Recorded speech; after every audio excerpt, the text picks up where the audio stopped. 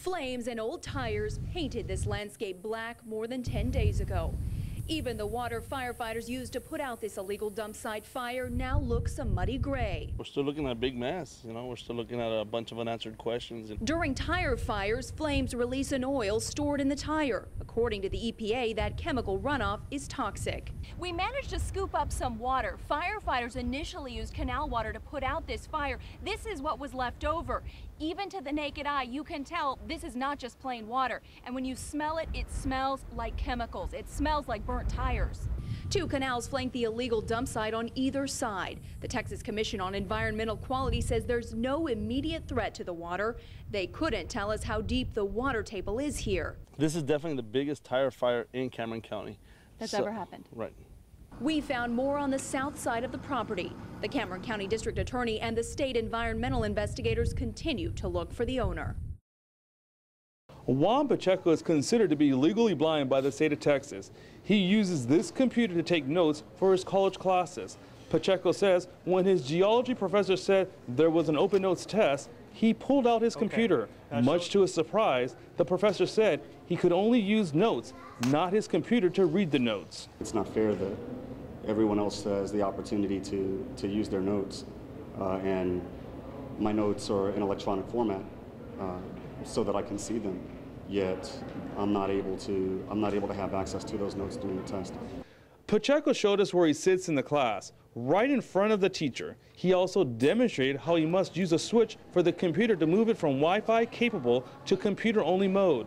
Still, the professor told him he might have an unfair advantage and could easily cheat on the test. Pacheco says he allowed him to use a laptop for a quiz the day before, and he claims this is the first time he's encountered this problem during his 3 years at UTB. Because the other professors are aware of my situation. They're aware of the fact that I'm visually impaired. I'm a student here on campus on an exemption. This is the first time that this has ever happened.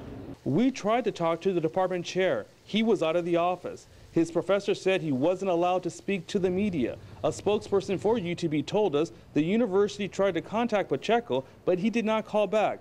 Now the department is printing out notes for him, more than 40 pages, so he can take a final on Monday. And Pacheco wishes the university would adopt a common sense approach for visually impaired students. Reporting in Brownsville, Manuel de la Rosa, Channel 5 News at 6.